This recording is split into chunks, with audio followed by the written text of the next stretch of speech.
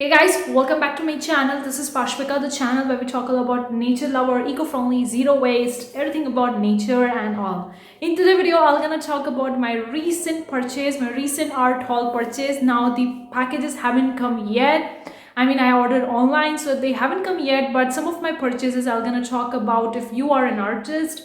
And if you are interested in buying the eco-friendly art supplies, then maybe this video will going to help you. So without further ado, let's get started with that. Before go park, consider clicking the like button, guys. I do appreciate that. If you want more such video future, consider subscribing, hit the bell icon. Whenever I'm gonna upload new videos, you're gonna get notified about it. You can very well grab the eco-friendly planner, sustainability lifestyle planner. The link is in description box below. It's a PDF download, kind of like a workbook that will really going to help you getting started with becoming more eco-friendly or maintaining your lifestyle as a sustainable person. So let's talk about my recent art haul. Now obviously I love the art supplies, being an artist, and art is my business, so obviously it's more related to the business as well. But if you are an artist, or even if you are a creative person looking forward for experimenting and making some cool DIYs, not just as an artist but also as a normal person interested in that, then I'm gonna talk about some of the products I purchased. But the products haven't come yet, so I can't show you in the videos, but still I can talk a lot about that. The first product that I was purchasing was a substitute for the acrylic colors. Now if you are aware of the acrylic colors are really not at all eco-friendly. Okay, they do create a waste that is kind of like a more plastic, because they are derived from the plastic, so they are not at all eco-friendly. So if you are using an acrylic and thinking that it would be an eco-friendly, then maybe not, because I come across recently a company that make the acrylic colors naturally and that they are eco-friendly. That was a natural earth paint. I haven't purchased it yet, but I'm looking forward to purchasing an acrylic colors from that company, because that is more eco-friendly. They were saying that eco-friendly, we have everything on our store as an eco-friendly. So I was like quite intrigued by the eco-friendly acrylics, because I haven't seen it before. So that was quite interesting. So I purchased the substitute for the acrylic recently. It was not that natural earth paint, but I purchased one that is the chalk paint. Now the chalk paint comes in the various different varieties. Some are eco-friendly, some are not, depending on what are the ingredients they are adding in the chalk paint. So I purchased I purchased the eco-friendly latex paint. I thought that I'm gonna be DIYing the chalk paint by myself, so I actually purchased all the ingredients that I'm gonna be mixing to make that chalk paint. So I bought the dyes. That was the eco-friendly dyes. That's the color dyes.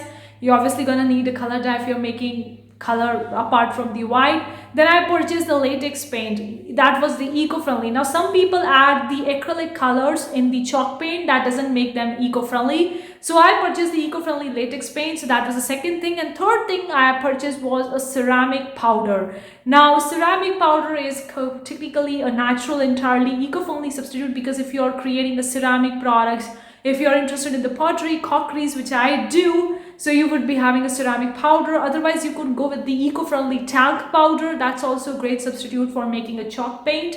And there are some companies who do make the eco-friendly chalk paint. So that was a substitute I came across. Obviously once I got all the materials, I'm gonna be making that color and see how it's gonna actually look like. And if you're interested in knowing about it, let me know in the comment section below. The second substitute which I purchased is the eco-friendly watercolor paper. Now you would be thinking watercolor papers are not eco-friendly. Yes, they are not, because they are actually being extracted from the plants, and so they are not eco-friendly because the trees have been cut down to create these paper. But I came across few products that are made from the cellulose, and some of them I came across that are made from entire 100% cotton. So I was interested in purchasing 100% cotton watercolor paper to actually experiment, because I purchased it before and I was like quite intrigued like how the paper has been made from the cotton without actually cutting down the trees. So that's the second thing I purchased. The third thing that I purchased was kind of like a watercolors, because for a very long time I've been looking forward to an eco-friendly watercolors. Of course I made my own colors from the clay and entirely eco-friendly, but I was missing some pigments. I was looking for some pigments, because I made the colors from the clay were to terracotta, gray, green and white, and basically these 4 or 5 colors I was only able to make. I'm looking forward to red, blue and some different colors to make that are also eco-friendly. So I purchased some of the brands that make a handmade or make an eco-friendly watercolor. Product that I purchased was the watercolor brushes. Now watercolor brushes comes in various different varieties: the nylon brushes, the plastic brushes or the artificial ones or the natural hair brushes. There are so many different brushes that you're gonna see in the market, and at times it's confusing that which one is made from the natural hairs and others are made from the plastics or nylon or something like that. So you have to do your research, because some of the companies do have both of the products. They make the nylon as well, they make the natural hair brush as well. So depending on that, and I can tell you natural hair brush is a little bit more costly in comparison to the nylon. Of course, depending on which particular brand you're going, the things will going to vary. I purchased a few from the Canson. I also came across the Princeton. I didn't purchase a Princeton one, but I would be interested in purchasing in the future. But I purchased the Canson one. So that is also the thing I purchased, because I was looking for upgrading my watercolors. So watercolor supplies, watercolors, paper and brushes, plus the chalk paint that I was interested in that. Another thing, I was interested in the epoxy resin. So I came across the eco-friendly resin, and I was intrigued to use one epoxy resin. I'm not currently sure that everything that's been used in that particular product is eco-friendly or not, because the company claims that it's an eco-friendly product or eco-friendly substitute to the epoxy resin. If you are using a resin, you would be knowing that not all resins are eco-friendly. In fact, most of them are not.